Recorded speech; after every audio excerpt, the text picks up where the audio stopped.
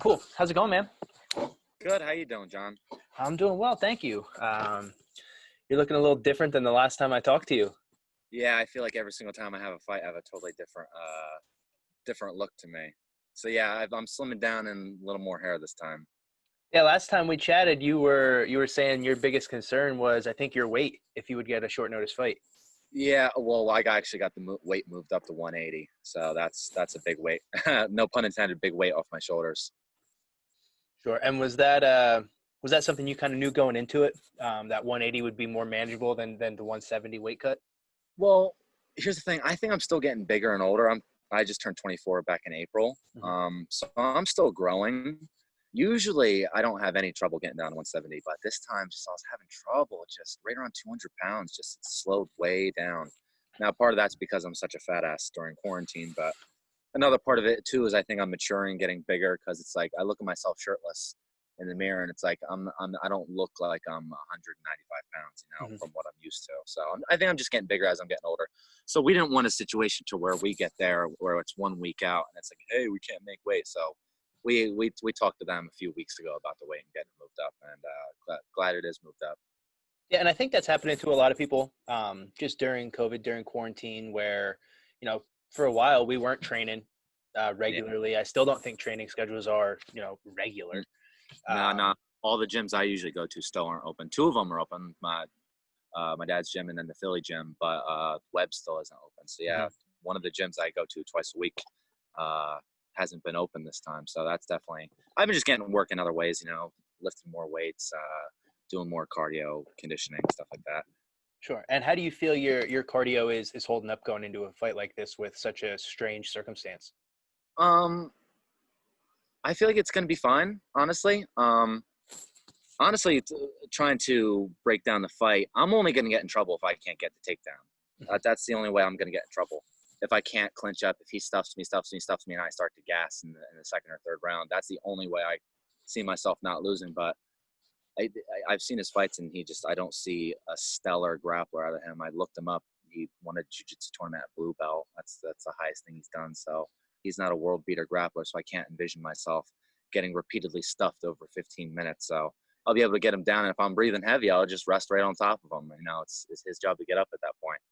But I feel good. I'm going to get him down. I'm confident. That's good. And just so we can recap, you are fighting Johan, is it Linesi?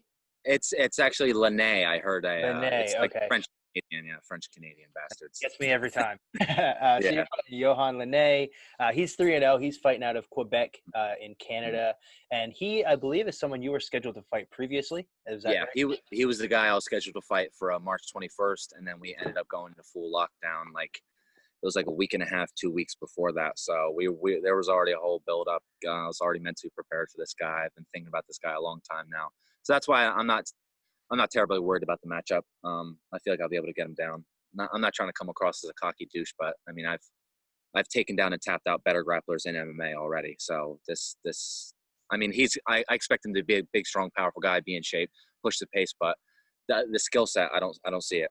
Mhm. It's like he has a honestly there's not much footage on him, but there's recent footage and he has a clean two, uh, nice cross down the middle. It's not the fastest thing, but it's straight. And then as soon as he lands that, he just turns into a wild hook, crazy, swinging his head, big looping punches. So guys like that, I take down. So he's going to be swinging like a maniac. I fully expect him to be in shape and push the pace and try to take my head off like a friggin' maniac. But I, I just don't see him having the skill set to be able to stop the takedown. And you kind of hit a little bit on his two down the pipe, and then he comes with a kind of a fury Wild of hooks, hooks. wild, insane hooks. And those, his first two pro wins, were both TKOs via punches. Yeah. And that is, I think, probably the thing that if you would be worried about something the most, that Mm-hmm. would be the thing where you get clipped and then he comes in with that Yeah. barrage. So it seems like your game plan is almost to be cover up, slip that too, and then close the distance to create a clinch and then drag him to the mat. Not exactly. I mean, I'm not saying I'm not going to throw punches with him. Hmm. He's not anything better than most of the guys I train with. So I'm not that I don't feel uncomfortable trading punches with him. Like I said, he's got a clean two, and then it turns into a wild slugfest. So we're about the same height, same length, same size. So if he starts swinging on me, I'm going to shoot one right down the middle and put him right in the chin. So And you I did say, last time we talked that you were really working on your striking, and you were kind of excited to show it off, show what you've been working on, show that you're not just a one-dimensional mhm. grappler kind of fighter. Yeah. And this could be, the perfect opportunity for you to kind of come out, stick and move, stick him, and then kind of use Yeah. your striking to set that grappling up. Yeah, I'm not gonna go out there and kickbox him, but Sure. don't expect me not to land a few punches because he's not the most technically sound guy. I know he's a lifelong striker, which is surprising.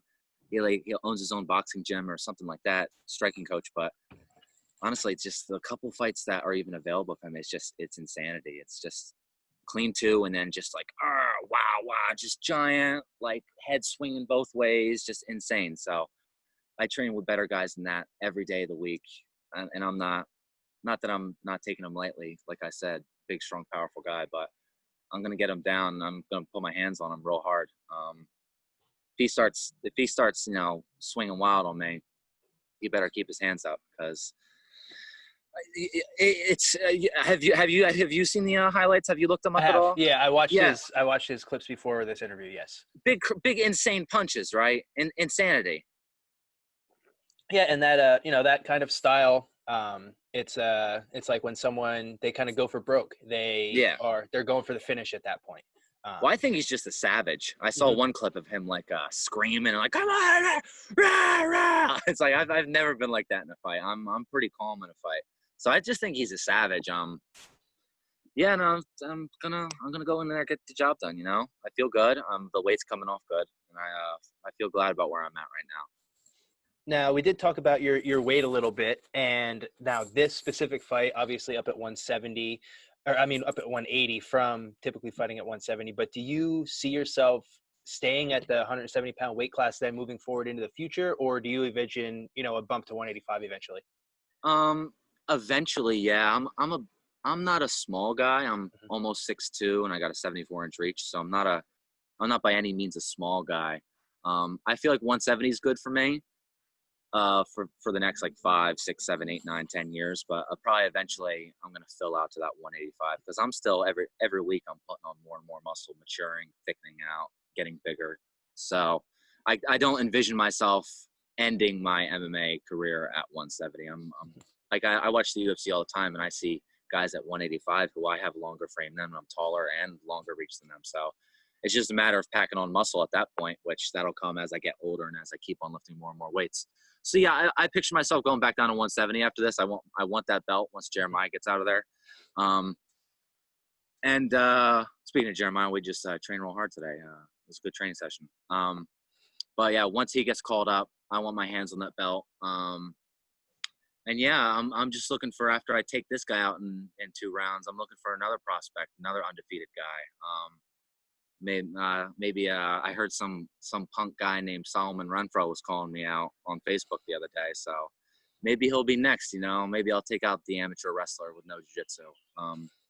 But for now, I'm gonna focus on this guy Johan Lene, and yeah, I think I'm gonna take him out. I mean, I could be wrong. We know anything happens. He could come in there like a wild man and clip me. I mean, it's possible. But if I go in there and do my job, I can't picture myself not getting the job done. Even if I face adversity, even if I needs to go to the 3rd round, I'm gonna keep coming at him. I'm gonna either TKO him or get a Mhm. submission. And before I let you go, I like to ask just this simple question to all the people that I've been interviewing for these pre-fight interviews. You kind of just hit on a little bit, either a TKO or a submission, but want to get if you have a prediction for how the fight will go. If it's even a specific submission or round, anything that you're envisioning. I know fighters go through mental preparation where they see it happening at a certain time. Anything that you can kind of let us inside your mind a little bit of what you're thinking. Um, Nothing specific because there's so many different ways it could happen. But I just have a feeling it's going to be a sub within 2 rounds. I wouldn't. I don't know. Maybe the 1st round, but within 2 rounds. I don't see it going to the 3rd. I don't see it. I feel like I'm going to get the finish within 2. Yeah, just a feeling. Nothing specific. Like it all manner of things depending on how scrambles go, where he leaves his head. If I'm taking his back or if I'm in a front headlock, like I could guillotine him. If I take his back, I could choke him. I could Kimura him from side control. armbar from side control. So it all depends how the fight exactly plays out. So I don't have a specific thing I'm shooting for, but definitely a submission within the first two if I had to put my money on it. Awesome. Yeah, we put that graphic out yesterday, the day before. You're hunting that next submission, so Hmm. we're looking Yeah, forward to this fight. I'm trying to keep that 100% submission rate. So I'm at 5-0 now, all submissions. Trying to take it 6-0 across amateur and pro, every submission. And I'm just trying to keep the ball rolling, finish after finish. Grapplers take a lot of hate, but you can't hate if I'm finishing every single guy they put in front of me. So Absolutely, and people can say it's boring all you want, but until you actually experience what it's like to be smothered and have a hmm good grappler on top of you, it's not boring. It's yeah, miserable. it's hell.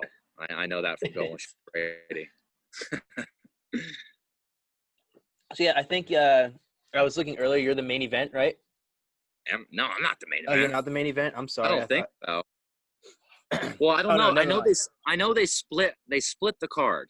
Okay, that's what it was. All So right, they split the card. It's usually a 10 fight card, I think, and then they split up 5 the first night, 5 and 5 the 5. second night. So But I that's what I haven't. saw. That it was. I thought it was at the bottom, so it meant the main event. It could have just been that they split it up that way. Yeah, so I don't. They haven't prepped us on the actual fight order, but I just know I'm fighting the first night. I don't know which fight I am. Okay, that makes sense. Well, I'm gonna reactivate my UFC Fight Pass. I'm excited for all of these fights. I think the CFFC 2-night card is really exciting. A lot of Yeah. good fights on it. You have some teammates that are fighting. Yep. Some Sure. exciting. Yeah, got a couple guys. Yeah. Yeah, we're So all ready. We're all ready. good. We're looking forward to it. Seeing you get that fourth submission here as a pro, right? And then it would be No, your a third. overall Third. It'll be third. third and sixth, Yeah. Yeah. So third submission as a pro, sixth overall is what we're looking for. Yes, sir. Connor Dixon, good luck. Yes. Thank you, John. All right, talk to you soon. You too. Bye bye.